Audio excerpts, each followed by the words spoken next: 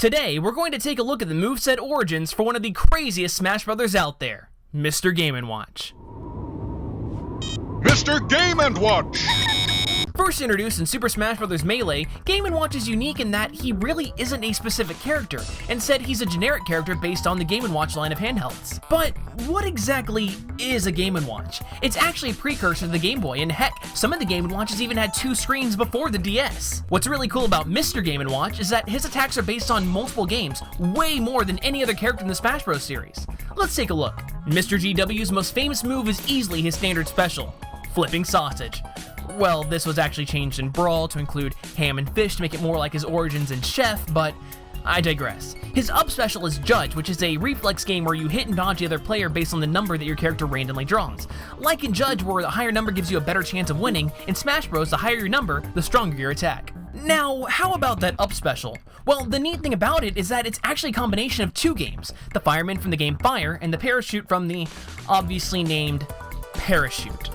It's worth noting that the Parachute was GW's neutral aerial in Melee, but in Brawl it was automatically deployed after using his up special. Since then, his standard aerial was replaced by his Fishbowl from Tropical Fish. And last but not least, Game & Watch's down special is Oil Panic, where he can absorb any energy-based attack and dish it back out as deadly oil. However, unlike its origin game where you're trying to keep the oil off of people, in Smash Bros, you're actually encouraged to get everybody dirty. And by dirty, I mean dead. Now, let's move on to Game & Watch's standard attacks. You see, oh god, I don't think that's safe for children. Can somebody please put a censor bar over that? Okay, much better.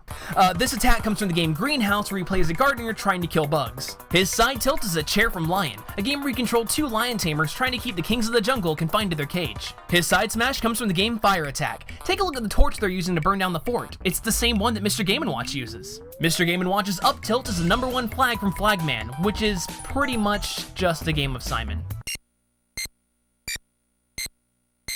Game & Watch's up smash is his helmet from OCTOPUS. This game might look familiar as the titular octopus is also GW's final smash. Besides his diving helmet, Game & Watch actually has one other piece of protective headgear.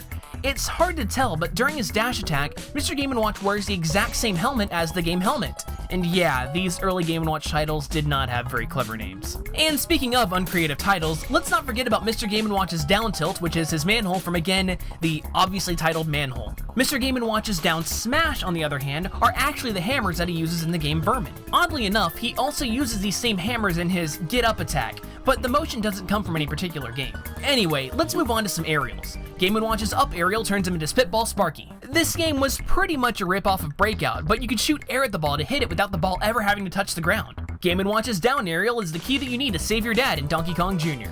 His back aerial is a turtle from Turtle Bridge, where you need to safely deliver packages across a bridge of turtles. Conversely, Game & Watch's forward aerial is a crate of bottles from the Mario Brothers game. Yeah, I bet you didn't know the Mario Brothers used to work at a warehouse. Though, oddly enough, this isn't the only strange job that Mario had on the Game & Watches. He also used to work in a cement factory. The cement factory is actually where GW gets his grab animation from.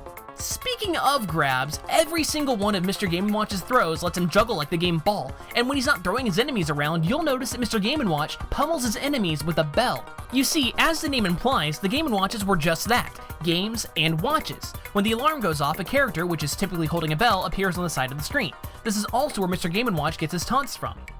The winner is Mr. Game & Watch!